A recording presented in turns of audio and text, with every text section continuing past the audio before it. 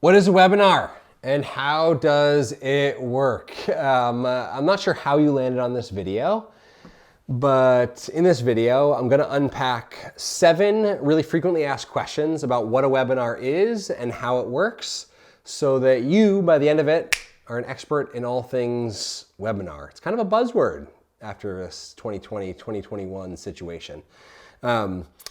I'm gonna unpack these 7 questions, and below in the description, they're actually divided and time-stamped. So if you just wanna jump, if you just are curious about 3 of them, feel free to just click through and find those questions that you're most interested in. And if you wanna have a master's degree in webinars by the end of this video and the end of these 7 questions, you will have it. My name is Chad Littlefield. I've led over 500 different webinars, virtual workshops, engagements, etc. over the last year, never mind the last 6 to 10 years. And so in this video, I'm gonna share everything that I know so that what's in my brain can be in your brain and hopefully be useful to you. Let's get into it.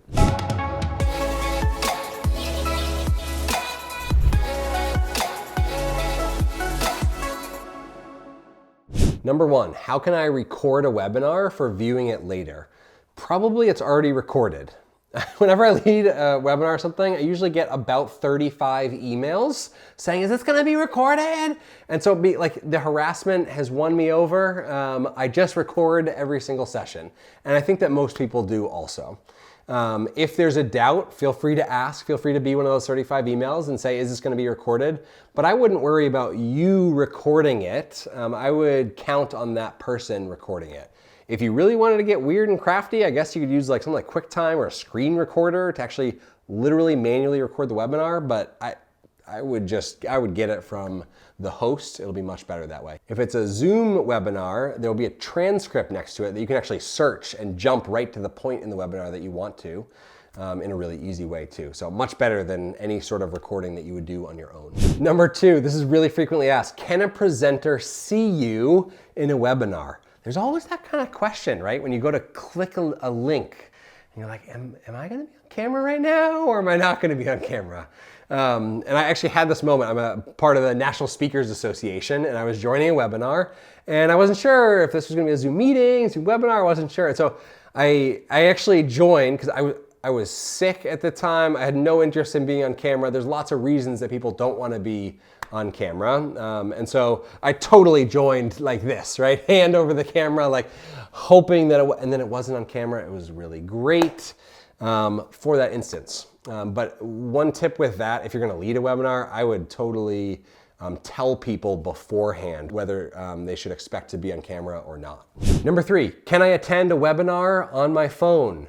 Sure. I don't care. Anything you want. On your phone, on your tablet, on your Android tablet, on your iPad, on your laptop, on your sofa. However you want to attend a webinar is totally up to you. Most devices work. There are some webinar services that might be a little bit less mobile friendly. So if it's going to be something that's really engaged, that you're going to be wanting to type in the chat a lot, I wouldn't recommend joining from your phone, but you probably can. What equipment do you need for a webinar? This question comes to me mostly by people who want to lead webinars, which if you're watching this video on what a webinar is, might not be you. But just in case, I will throw out that the equipment that you would want to lead a webinar is a computer and good, solid, reliable internet and an audience. That really is all you need. If you want to go nuts, there's lots of tech tutorials on live streaming and webinar setups that you can look and hook up DSLR cameras and get lights and all that sort of stuff. That's not the purpose or intention of this video. I do have another video linked right here that's kind of a desk setup for virtual presenters, and I kind of just share my setup. I'm in a film studio right now, but my setup at home when I'm actually delivering webinars or presentations.